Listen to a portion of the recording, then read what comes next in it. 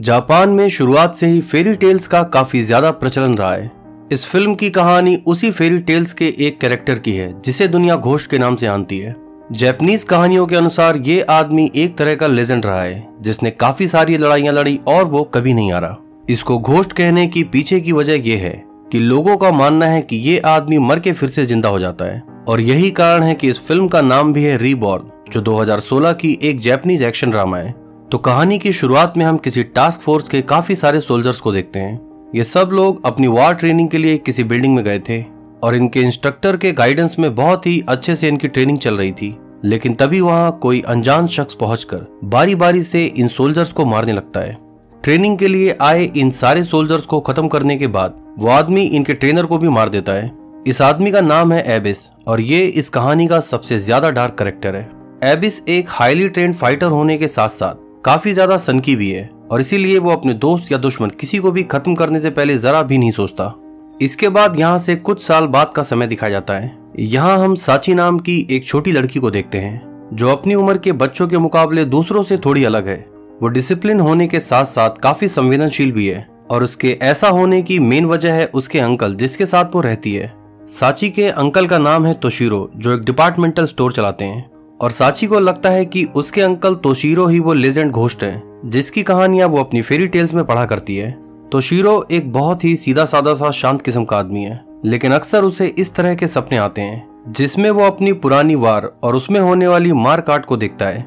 इन भयानक सपनों की वजह से उसे रात रात भर नींद नहीं आती और अपनी इसी प्रॉब्लम से निजात पाने के लिए वो पिछले कुछ महीनों से एक साइकाइट्रिस्ट के पास अपना इलाज कराने के लिए जा रहा है। तो शीरो अपनी साइकाइट्रिस्ट को अपने सपनों के बारे में बताते हुए कहता है कि मैं अक्सर अपने सपनों में देखता हूँ एक बहुत बड़ा जंगल है जहाँ मैं बहुत ही बेरहमी से लोगों की जान ले रहा हूँ। मुझे इस बात का डर है कि मेरे अंदर का वो किलर कहीं सच में मुझ पर हावी ना हो जाए और जो खून खराबा मैं आज से कुछ साल पहले तक किया करता था कहीं ऐसा ना हो कि वो सब मैं फिर से करना शुरू कर दूं। डॉक्टर उससे कहती है कि पहले तुम एक सोल्जर हुआ करते थे तो इस तरह के सपने आना सामान्य बात है। यही फ्लैशबैक के एक सीन में हम देख पाते हैं कि आज से कुछ साल पहले तोशिरो ने साची से कहा था कि अपने दिमाग को इस कदर स्ट्रांग बनाओ कि कोई भी दर्द या घाव महसूस होना ही बंद हो जाए। और उसी दिन उसने साची को घोस्ट की वो फेरी टेल वाली किताब भी दी थी जिसकी कहानियां पढ़ना साची को काफी ज्यादा पसंद है और वो ज्यादातर समय इस किताब को अपने साथ ही रखती है। किसी तरह तोशिरो अपने अंदर छुपे हुए किलर को शांत रखने की कोशिश कर रहा है, लेकिन इसी बीच उसकी शॉप पर दो चोर आते हैं। ये दोनों उसे चाकू का डर दिखा के पैसे लूटना चाहते थे। तोशिरो चाहता तो कुछ ही सेकंड्स के अंदर इन दोनों को मार सकता था, लेकिन वो इनको बिना कुछ कहे चुपचाप पैसे निकाल के इन्हें दे देता है। तोशिरो का ऐसा करने के पीछे असल वजह यह है कि वो किसी भी हाल में अपने अंदर के किलर को बाहर आने नहीं देना चाहता। तो इस तरह की सिचुएशन से शांति से डील करना उसे मेंटली स्ट्रांग बनाता है। तोशिरो अक्सर साची के साथ अपने वार टाइम के दोस्त केंजी से मिलने के लिए जाया करता है। केंजी भी तोशिरो की तरह पहले एक सोल्जर हुआ करता था, लेकिन किसी वार में तोशिरो की जान बचाने के लिए वो एक घटना का शिकार हो गया और इसी वजह से आज वो अपनी आंखों से देख नहीं सकता और साथ ही साथ पूरी तरह से व्हील चेयर पर ही निर्भर है। तोशिरो को भी इस बात का पूरा एहसास है और इसीलिए वो अपने दोस्त से मिलने के लिए साची के साथ अक्सर इस हॉस्पिटल में आया करता है। आज जब केंजी से मिलने के बाद वो साची के साथ अपने घर की तरफ लौट रहा था तो उसे किसी तरह के खतरे का आभास होता है। तो शीरो के साथ साथ केंजी भी इस खतरे को महसूस कर पा रहा था। तो शीरो साची से कुछ काम का बहाना बनाकर उसे अकेले ही घर जाने को कहता है। इसके बाद वो भीड़ भाड़ वाली किसी जगह पर जाता है जहां दो किलर उसे खत्म करने के लिए उसका इंतजार कर रहे थे। तो शीरो अपने सेंस से इस भीड़ में उन लोगों को पहचानने की कोशिश कर रहा था कि तभी एक किलर पीछे की तरफ से आके उस पर गन पॉइंट करता है, लेकिन इससे पहले कि वो तोशिरो को मार पाता पलक झपकते ही बिजली की फुर्ती के साथ तोशिरो उसका काम तमाम कर देता है। इसके बाद वो दूसरा किलर साइलेंसर लगी हुई किसी गन से तोशिरो के ऊपर गोलियां चलाने लगता है, लेकिन तोशिरो बड़ी ही आसानी से इन गोलियों से बचता हुआ उसकी तरफ बढ़ने लगता है और एंड में वो इस किलर के पास पहुंच के एक पेन से उसके गले पर वार करके उसे भी मार देता है। और यही हम देखते हैं कि इस फिल्म का सबसे डार्क कैरेक्टर एबिस दूर खड़ा ये सब कुछ देख रहा था। वहीं दूसरी तरफ हम साची को रास्ते में कहीं खड़ा हुआ देखते हैं। तभी एक आदमी वहां आकर उससे बिना कुछ कहे उसके सर पर हाथ फेरता है। साची को ऐसा महसूस होता है कि इस आदमी को उसने पहले भी कहीं देखा है, लेकिन उसे पूरी तरह कुछ भी याद नहीं आ रहा था। इसके बाद हम रिट्सू नाम की एक लेडी किलर को देखते हैं। इसको भी यहाँ तोशिरो को खत्म करने के लिए भेजा गया था। इन सारी चीजों के पीछे जिस आदमी का दिमाग है वो है इस फिल्म का मेन विलन फैंटम। फैंटम की असिस्टेंट कैस्पर उससे पूछती है कि जब हमें तोशिरो की सही लोकेशन के बारे में पता चल चुका है तो क्यों ना हम अपने सारे आदमियों को एक साथ भेजकर उसे खत्म कर दें। फैंटम कहता है कि मेरी उससे कुछ पुरानी दुश्मनी है, इसलिए मैं उसे इतनी आसानी से खत्म नहीं करना चाहता। फैंटम ये बात जानता है कि सिर्फ एबीसी वो आदमी है जो तोशिरो का मुकाबला कर सकता है।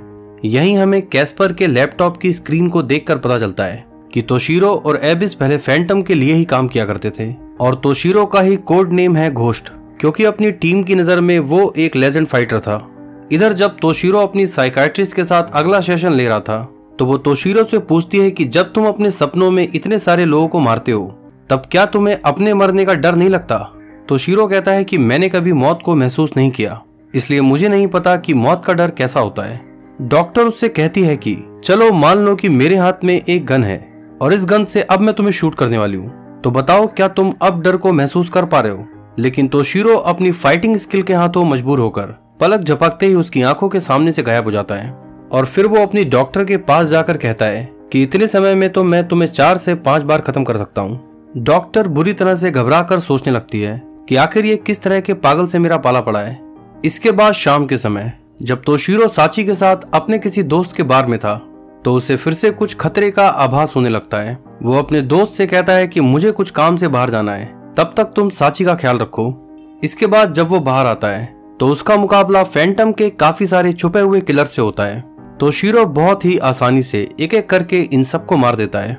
फिर वो कुछ हथियार लेने के लिए अपनी शॉप पर जाता है और थोड़ी ही देर में फैंटम के कुछ आदमी यहाँ पहुंचकर उसके ऊपर हमला कर देते हैं। तोशिरो की फाइटिंग स्किल इतनी ज्यादा अच्छी है कि वो बहुत ही आसानी से इन सबको भी खत्म कर देता है।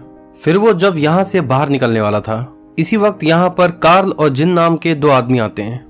ये तोशिरो को बताते हैं कि केंजी ने हमें तुम्हारी मदद करने के लिए भेजा है, इसलिए इस लड़ाई में हम तुम्हारा साथ देना चाहते हैं। वैसे तो तोशिरो फैंटम और उसकी टीम को खत्म करने के लिए किसी का साथ नहीं चाहता, लेकिन फिर भी अपने दोस्त केंजी का दिल रखने के लिए वो इन दोनों को साथ ले लेता है। इसके बाद तोशिरो साची को कॉल करने के लिए एक पीसीओ पर जाता है। इसी वक्त रिट्सु नाम की वो लेडी किलर वहां पहुंचकर उसके ऊपर हमला कर देती है, लेकिन तोशिरो की फाइटिंग स्किल इतनी ज्यादा एडवांस है कि वो इस कॉल को डिस्कनेक्ट किए बिना भी साची से फोन पर बात करते हुए बहुत ही आसानी से इस लड़की को मार देता है। इधर हम कार्ल और जिन को देखते हैं जो फैंटम के खिलाफ लास्ट वार की तैयारी में लगे थे। कार्ल अपने साथी को बताता है कि तोशिरो और केंजी पहले फैंटम के लिए ही काम किया करते थे, लेकिन देखते ही देखते फैंटम एक इंटरनेशनल क्रिमिनल बन गया। जिन उससे पूछता है लेकिन इस बात का क्या मतलब हुआ। कार्ल बताता है कि फैंटम अपनी ऑर्गेनाइजेशन में छोटे छोटे बच्चों को किडनैप करके उन्हें ड्रग्स दिया करता था और उन पे इस तरह के एक्सपेरिमेंट किए जाते थे जिससे उन्हें दर्द और डर का एहसास न हो। जाहिर है कि फैंटम ये सब कुछ इसलिए करवाता था ताकि वो इन बच्चों को फ्यूचर का रूथलेस फाइटर बना सके। तोशिरो फैंटम के इस एक्सपेरिमेंट के खिलाफ था और इसी वजह से 3 साल पहले उसने उस ऑर्गेनाइजेशन को छोड़ दिया। फैंटम ने एक बॉम्ब ब्लास्ट करवा के तोशिरो को मारने की कोशिश भी की थी। तोशिरो तो इस हमले में बच गया, लेकिन फिर भी उसने मरने का ड्रामा किया ताकि फैंटम के लोग उसका पीछा छोड़ दें। अब 3 साल बाद जब फैंटम को पता लगा कि तोशिरो जिंदा है तो वो उससे बदला लेने के लिए अपने आदमियों के साथ यहाँ आ पहुंचा। इधर एबिस फैंटम को वीडियो कॉल करके कहता है कि तोशिरो मेरा शिकार है, अपने आदमियों से कहो कि वो मेरे रास्ते में ना आए, वरना मैं तोशिरो के साथ उनको भी खत्म कर दूंगा। कैस्पर फैंटम से पूछती है कि आखिर एबिस की तोशिरो के साथ क्या दुश्मनी है। फैंटम बताता है कि पहले कभी ये दोनों अच्छे दोस्त हुआ करते थे, ये दोनों ही हमारी ऑर्गेनाइजेशन के सबसे ज्यादा लेजेंड फाइटर रहे हैं, लेकिन फिर भी इन दोनों में एक बड़ा फर्क है। तोशिरो को अगर हम रोशनी माने तो एबिस अपने आप में अंधकार है। एबिस बिना वजह भी किसी की जान ले सकता है, लेकिन तोशिरो बिना वजह किसी को चोट नहीं पहुंचाता। फैंटम के खिलाफ अपनी आखिरी जंग शुरू करने से पहले तोशिरो एक बार केंजी से मिलने जाता है। केंजी चाहता है कि वो भी इस जंग में तोशिरो के साथ जाए। वो कहता है कि ऐसी जिंदगी जीने से तो बेहतर है कि मैं तुम्हारे लिए लड़ते हुए मर जाऊं। तोशिरो उसे साफ तौर पे मना करके वहां से चला जाता है। इसके बाद हम देखते हैं कि कैस्पर ने साची को किडनैप कर लिया है। जब तोशिरो को इस बात की खबर मिलती है तो उसे जरा भी आश्चर्य नहीं होता। कार्ल और जिन इस बात से काफी डर गए थे, लेकिन तोशिरो उनसे कहता है कि मैंने जानबूझकर ऐसा होने दिया ताकि मुझे फैंटम की लोकेशन पता चल सके। मैंने साची के हैंड वॉच में ट्रैकर लगाया था क्योंकि मैं जानता था एक ना एक दिन ऐसा जरूर होगा। इधर फैंटम साची को बताता है कि वो भी उसी एक्सपेरिमेंट ग्रुप का हिस्सा थी जहां बच्चों की ब्रेन वॉशिंग करके उन्हें ब्रूटल बनाया जाता था। लेकिन तुम्हारे अंकल तोशीरो ने मेरे साथ धोखा किया और एक दिन वो तुम्हें अपने साथ लेकर वहां से गायब हो गया। यहाँ साची को यह भी पता चलता है कि तोशीरो और साची के बीच कोई ब्लड रिलेशन है, लेकिन इन दोनों के बीच आखिर वो कौन सा रिश्ता है ये फैंटम साची को नहीं बताता। फैंटम जल्द से जल्द तोशीरो से अपना बदला लेना चाहता है क्योंकि उसे कोई ऐसी जानलेवा बीमारी है जिस वजह से वो ज्यादा साल तक नहीं जिएगा। इधर तोशीरो कार्ल और जिन के साथ फैंटम के ठिकाने के पास पहुंच जाते हैं, लेकिन फैंटम ने यहाँ अपने काफी सारे सोल्जर्स तैनात कर रखे थे, इसलिए सबसे पहले तोशीरो सही तरीके से हमला करने के लिए एक प्लान बनाता है और इसके बाद ये तीनों इस मिशन को पूरा करने के लिए निकल जाते हैं।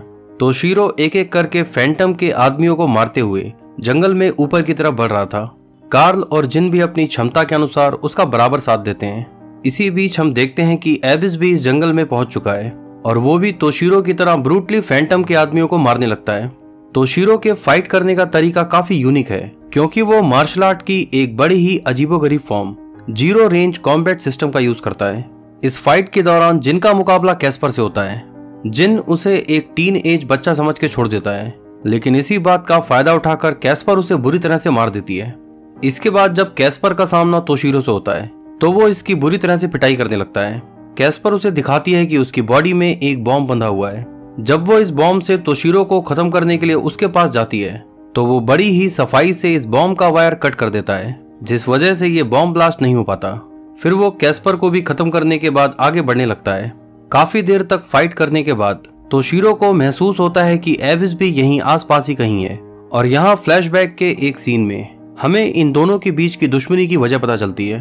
तोशीरो फैंटम के द्वारा किए जाने वाले एक्सपेरिमेंट के खिलाफ था, लेकिन एबिस का कहना था कि हम लोग सोल्जर हैं और हमारा काम है दिए हुए मिशन को पूरा करना, तो बच्चों पर किए जाने वाले एक्सपेरिमेंट से हमारा कुछ लेना देना नहीं। और इसी बात से नाराज होकर तोशीरो ने वो मिशन छोड़ दिया जिस पर ये दोनों साथ काम कर रहे थे।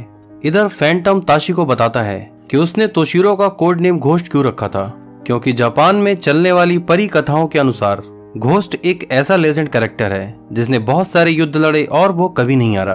वो अपने किसी भी ओपोनेंट को कुछ सेकंड्स के अंदर ही मार सकता था और ऐसा भी कहा जाता है कि वो मरने के बाद फिर से जिंदा हो जाता है। तुम्हारे अंकल तोशीरो की फाइट स्किल भी ठीक उसी लेजेंड कैरेक्टर घोस्ट जैसी ही है। इधर हम देखते हैं कि तोशीरो अभी भी फैंटम के आदमियों को मारते हुए आगे बढ़ रहा है। काफी सारे आदमियों को खत्म करने के बाद आखिरकार तोशीरो साची तक पहुंचने में सफल होता है। वो कुछ समय के लिए साची को कार्ल के साथ रुकने के लिए कहता है ताकि वो फैंटम और उसके बाकी बचे हुए लोगों को खत्म कर सके, लेकिन साची नहीं चाहती थी कि तोशीरो उसे अकेला छोड़कर जाए। साची ने इससे पहले भी कई बार तोशीरो को फाइट के लिए जाते हुए देखा है, लेकिन न जाने क्यों आज उसे ऐसा लग रहा था कि इस बार अगर उसके अंकल गए तो शायद वापस कभी लौटकर ना आए। तोशीरो उसे प्रॉमिस करता है कि वो वापस लौटकर जरूर आएगा। इस कमरे से बाहर निकलकर तोशीरो का मुकाबला फैंटम के बचे हुए आदमियों से होता है। वो देखता है कि एबिस भी इस समय यहाँ पर मौजूद है। ये दोनों मिलकर फैंटम के आदमियों को ठीक उसी तरह से मारने लगते हैं जैसे ये कुछ साल पहले किसी मिशन पर किया करते थे। ये दोनों मिलकर फैंटम के सारे बचे हुए आदमियों को खत्म कर देते हैं और इसके बाद अब वक्त आ चुका था इन दोनों लेजेंड्स के बीच आपसी मुकाबले का। इन दोनों की फाइटिंग स्किल काफी हद तक एक जैसी ही थी, जिस वजह से दोनों के बीच जबरदस्त मुकाबला देखने को मिलता है। शुरू में तो एबिस तोशीरो पर भारी पड़ रहा था, लेकिन बाद में खुद को संभालते हुए तोशीरो एबिस के ऊपर जबरदस्त वार करता है और आखिरकार इस जंग में तोशीरो एबिस को खत्म करने में कामयाब होता है। तोशीरो किसी तरह इस जंग को जीत तो गया, लेकिन एबिस से फाइट के दौरान वो काफी ज्यादा घायल भी हो गया।